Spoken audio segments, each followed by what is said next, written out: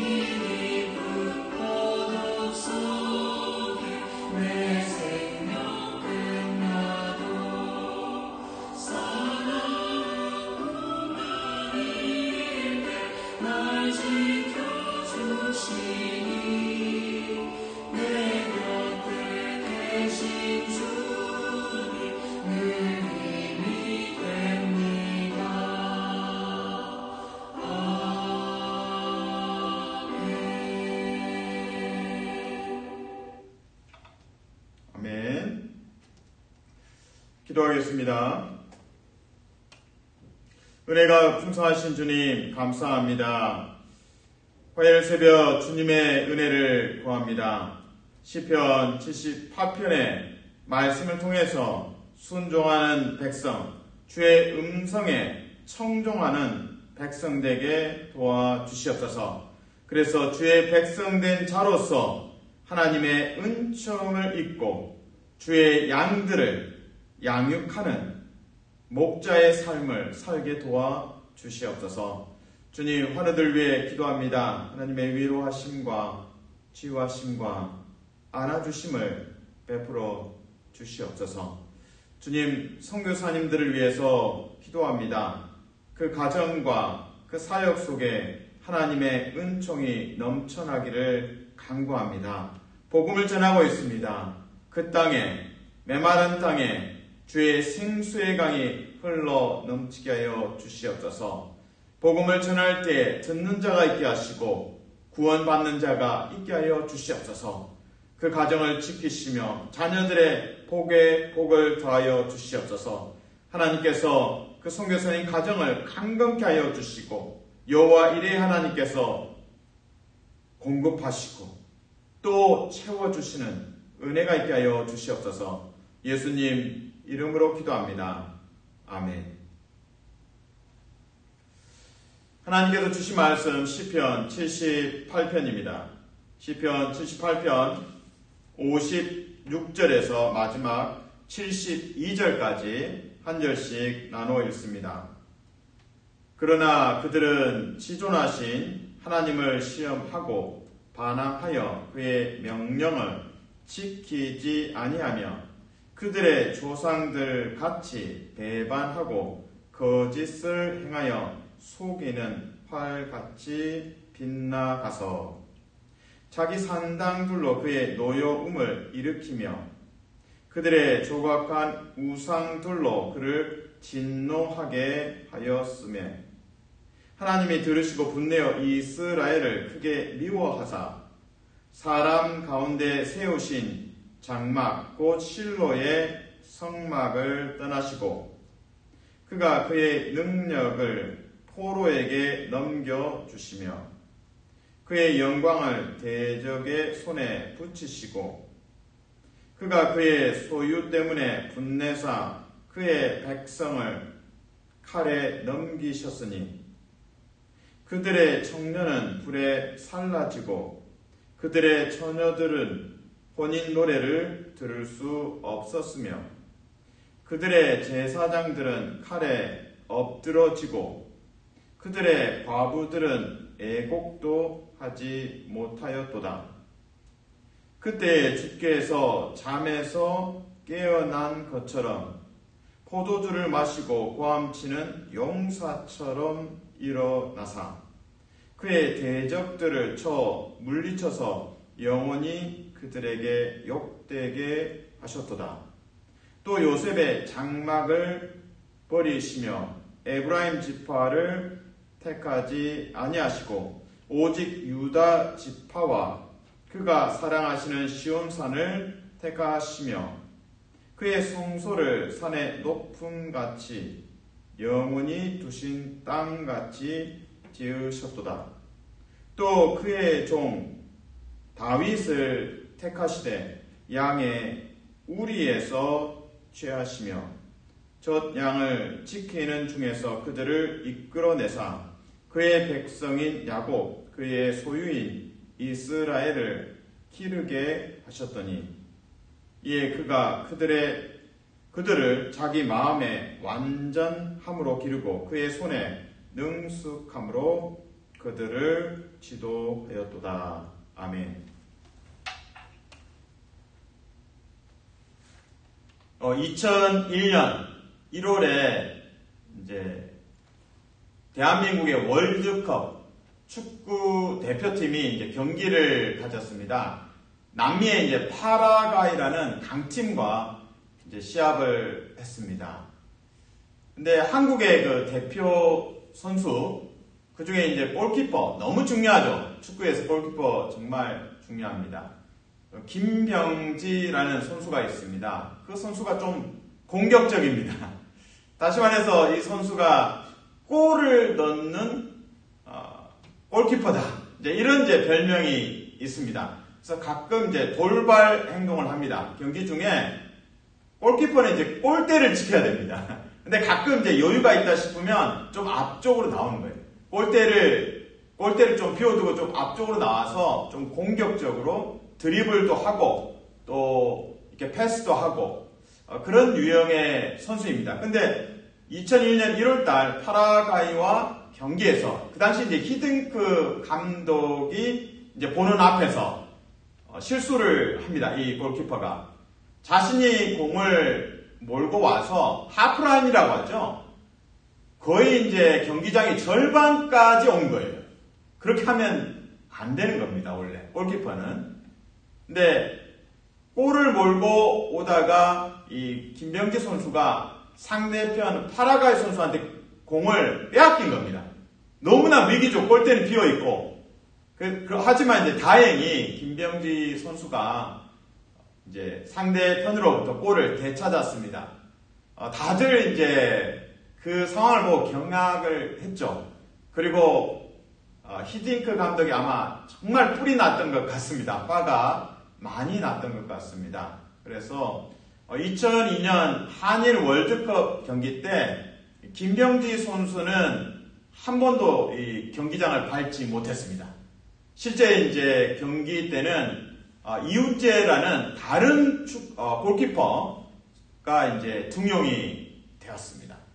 그래서 많은 이제 축구 선수도 그렇고요, 또 축구를 사랑하는 분들은 이 사건을 좀 기억하고 있습니다. 골키퍼가 골대를 벗어나서 드리블을 열심히 하고 또 조금 골키퍼인데 상대편 골대에 자신이 공을 넣겠다, 골인을 하겠다, 이런 저 욕심 때문에 망했던 하나의 어떤 이제 에피소드로 기억을 하고 있습니다. 오늘 시편 78편의 말미의 이야기는 사실은 이런 이제 사명을 망각한 사례.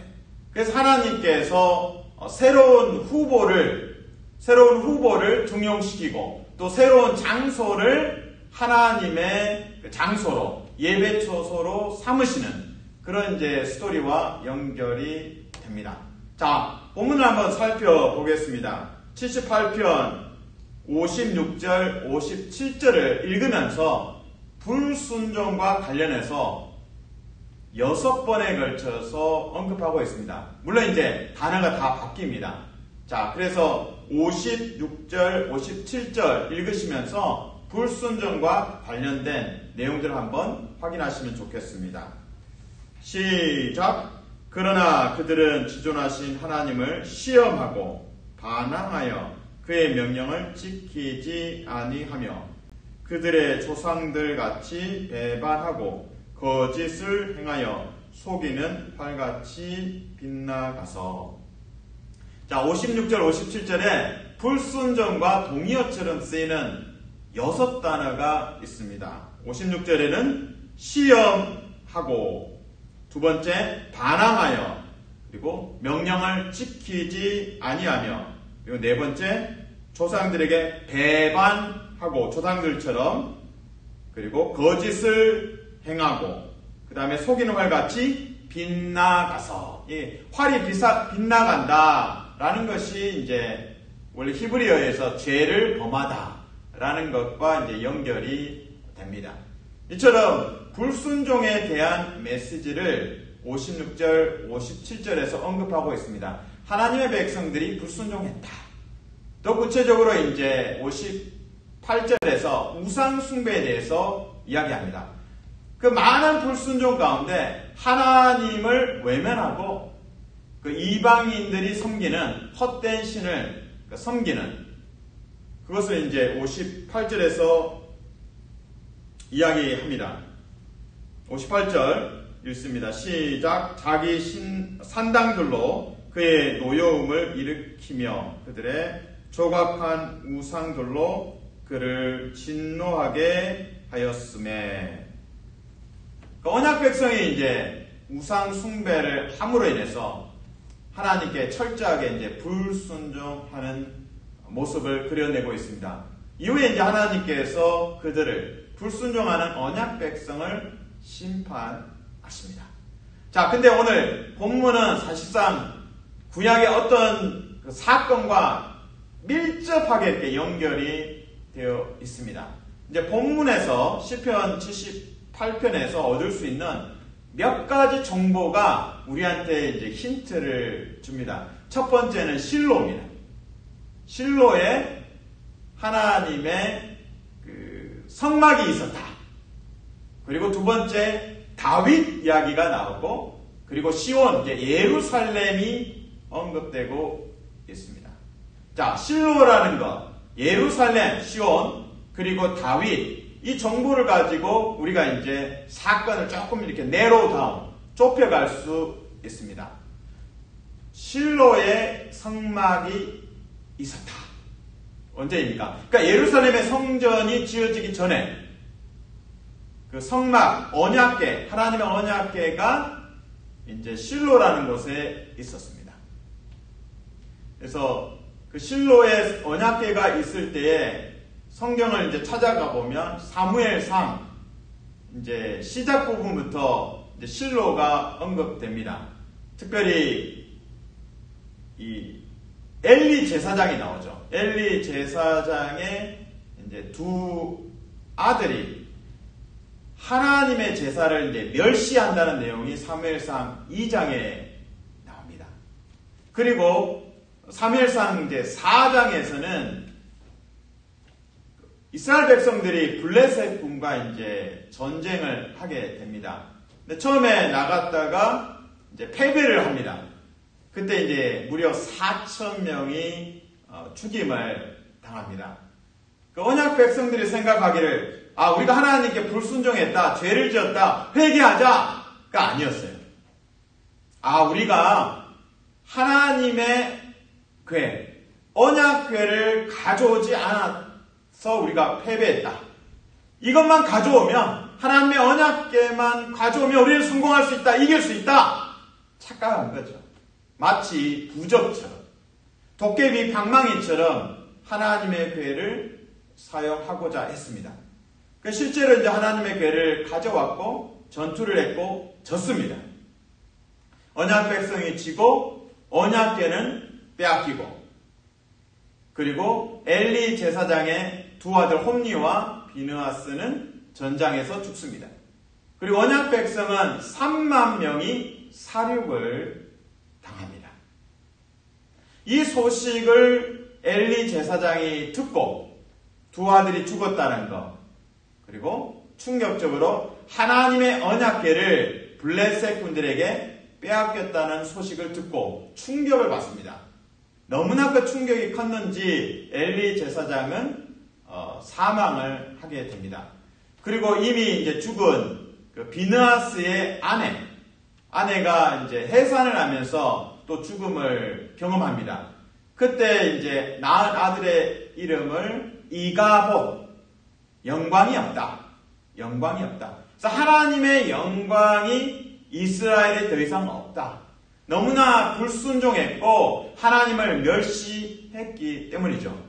특별히 이제 사무엘상 2장에서 그 엘리 제사장의 두 아들이 이 죄악을 행하는 데 있어서 앞장서는 그런 역할들을 합니다. 그래서 성막에서 섬기는 그 여인들과 이 엘리 제사장의 아들들이 동침하기도 하고요. 하나님의 제사를 멸시하기도 하고, 또 하나님께 바칠 음식에 대해서 먼저 거둬가는, 먼저 회수해서 가져가는 그런 이제 범죄를 행합니다. 그러니까 제사장인 이들도 이렇게 하나님 앞에 불순종하는데, 언약 백성들의 모습 그 자체죠.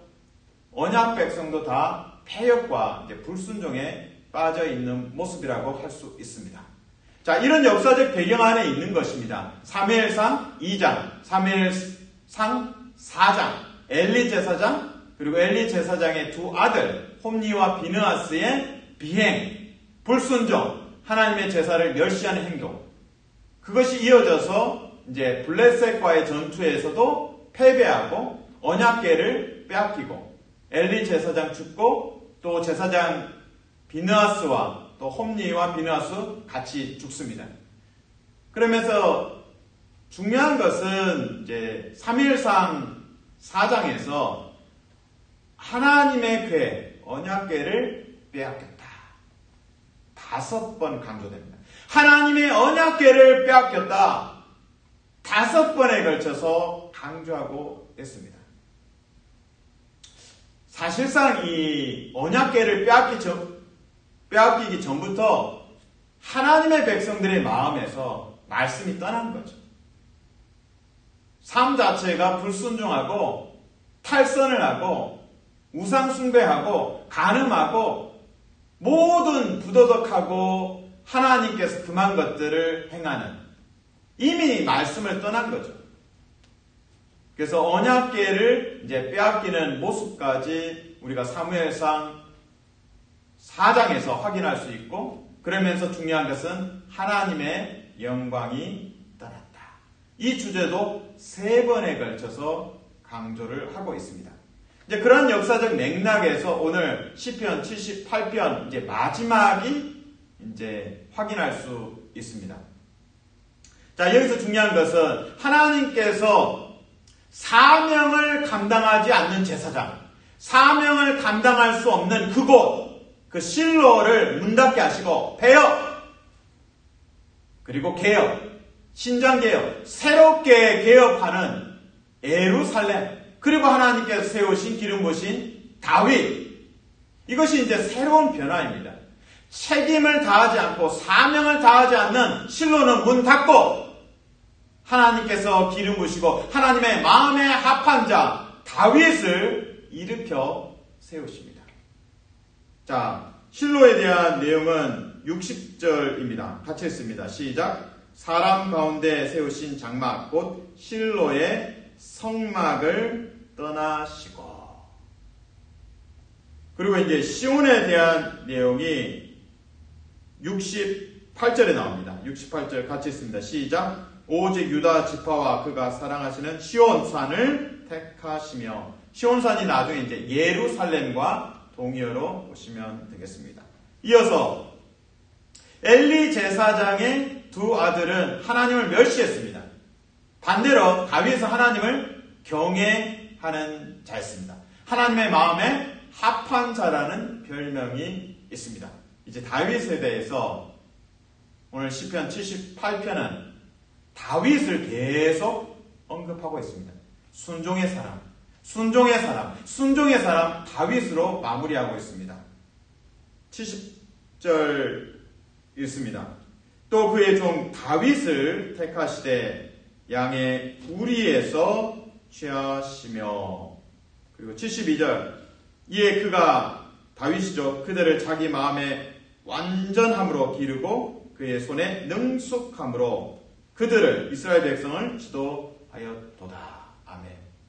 그 시편 78편은 불순종의 역사를 기억하고 다시 반추하는 그 메시지가 담겨져 있습니다.